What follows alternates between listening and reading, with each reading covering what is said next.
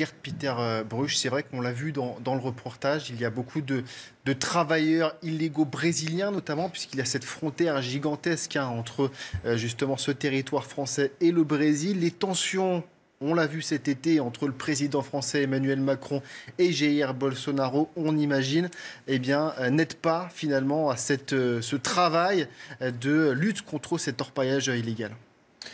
Oui. Alors, le président Macron, en fait, se pose en sauveur de l'Amazonie depuis cet été. Il y a eu cette joute avec Jair Bolsonaro. On sait que Macron a reçu aussi 2 fois le cacique Raoni. Là où je suis un peu plus sceptique, c'est un petit peu la politique qui est menée justement en Guyane française par rapport aux futurs proches. On nous parle de développer, de faire plusieurs sortes d'industries. On parle d'industrie minière légale, on parle de biomasse, on parle de peut-être un deuxième projet de grand barrage. Et ce que le président Macron aurait pu retenir de l'enseignement du chef Raoni, c'est que l'industrialisation, ça ne va pas de pair avec la protection de la forêt. Donc il y a beaucoup d'incohérences dans cette politique. Alors évidemment, c'est un pays qui est frontalier avec le Brésil, donc tout ce qui se passe au Brésil nous donne aussi de l'exemple de ce qui peut se passer en Guyane française. Je pense par exemple aussi au désastre minier. Il y a eu 2 barrages miniers qui ont cédé au Brésil. Ce sont des catastrophes sans précédent. Et là, il s'agissait de déchets toxiques venant de l'industrie minière légale. Donc l'industrie minière légale, ce n'est pas propre, c'est dangereux. Et d'autres projets qui sont développés, qui sont en tout cas en conception, en cours d'élaboration en Guyane française, nous inquiètent beaucoup. Donc avant de donner des leçons, ce que vous me dites, en fait, c'est que d'abord, il faut regarder ce qui se passe chez nous, sur notre territoire, c'est ça? Il faut regarder ça. Et quand on parle d'agroforesterie et qu'on veut faire des agrocarburants, est-ce qu'on va toucher à la forêt primaire guyanaise? Ça serait une catastrophe. C'est une des mieux préservées au monde. Donc il ne faut pas toucher à la forêt primaire. Ça, c'est déjà une base. Donc tout projet, pour moi, en Guyane française qui va toucher à la forêt primaire, c'est pas dans la bonne direction. Gerd Peter Bruch, sur cette hypocrisie de la France vis-à-vis du Brésil.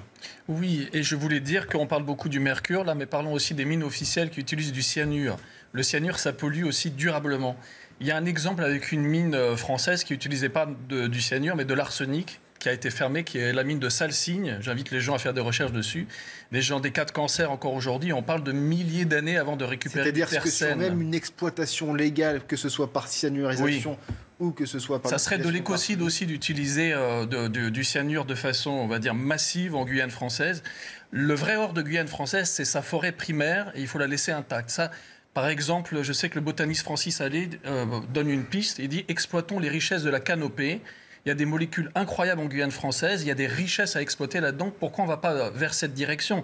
Ça, je trouve que si le président Macron avait ce genre de discours, il serait crédible dans son envie de protéger la forêt amazonienne. Visiblement, il en a fait une priorité. Alors, est-ce que c'est en cohérence avec les actions qui sont menées? Vous nous dites que non. Et Antoine Estève, il va falloir conclure ce débat. Il va falloir beaucoup de moyens, vraiment beaucoup de moyens.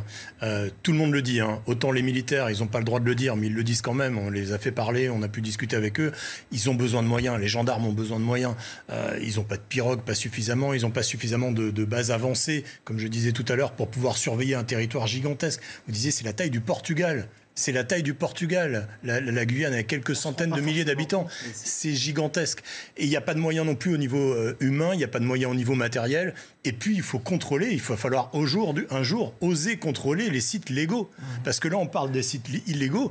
On l'a vu dans le reportage tout à l'heure. Les sites légaux qui sont abandonnés. Gigantesque. Et ils doivent normalement replanter, ils doivent normalement s'occuper de la végétation après leur départ, enlever leurs carcasses de voitures, enlever les bidons de produits chimiques. Tout est laissé sur place, absolument tout. Parce qu'une rotation d'hélicoptère, ça coûte 7 000 €.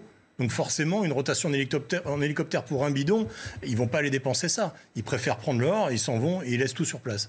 Et ça, un jour, il va falloir se pencher sur cette question.